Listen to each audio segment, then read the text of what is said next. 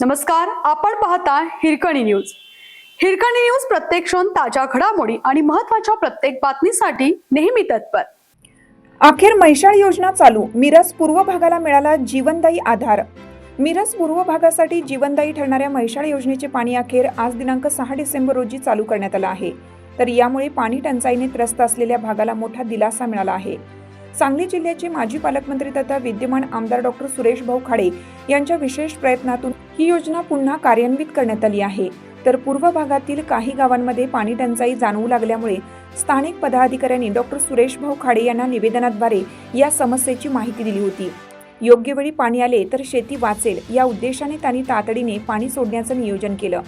पाण्याच्या प्रवाहाचा शुभारंभ माळकरी यांच्या हस्ते श्रीफळ वाढवून करण्यात आला. यावेळी भारतीय जनता पक्षाचे भाजप मिरज पूर्व भागातील लिंगनूर गावचे माजी सरपंच पिंटू पाटील, त्यांच्याबरोबर लिंगनूरमधील शेतकरी व पदाधिकारी तसेच आरग बेडक खटावसह सर्व गावातील पदाधिकारी, शेतकरी आणि कार्यकर्ते मोठ्या संख्येने उपस्थित होते. म्हैसाळ योजनेचे पाणी सुरू झाल्याने आता परिसरातील शेती आणि नागरिकांना मोठा आधार मिळणार आहे. यामुळे शेतकरी वर्गात समाधानाचे वातावरण आहे. आज चालू वर्षाचं म्हैसाळचं आवर्तन हे चालू करण्यासाठी आम्ही सगळे इथं जमलेलो आहोत. काही ठिकाणी ठराविक काही ठिकाणी मागणी होती की आता पाणी कमी पडते, पाणी सोडायला पाहिजे, अशी एक तक्रार माझ्या कानावर आली होती.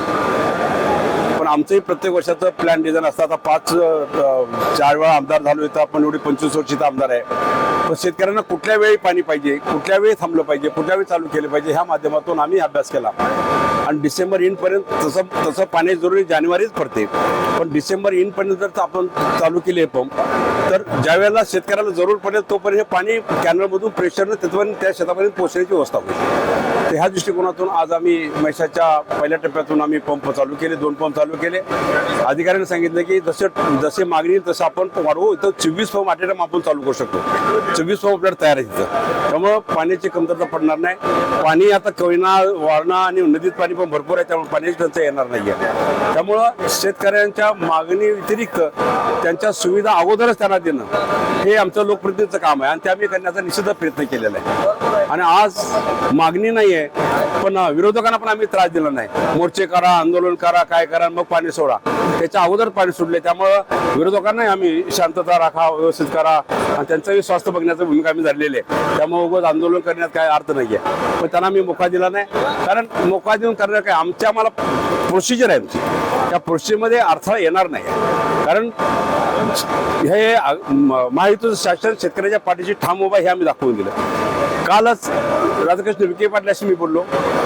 साहेब म्हणले मी दुपारी सही केली आहे, त्यामुळे उद्या तुम्ही बटन दाबान पाणी चालू करा, त्यांनी आदेश दिले. त्यामुळे आजच्या 6 तारखेला आम्ही हे आवर्तन चालू केलेलं आहे. निश्चित या आवर्तनचा उपयोग सगळ्या जत असेल, कोटेमंगा, तासगाव असेल आणि आमचं मिरज असेल या भागातल्या सगळ्या शेतकऱ्यांना त्याचा उपयोग होईल अशी मला आशा वाटते.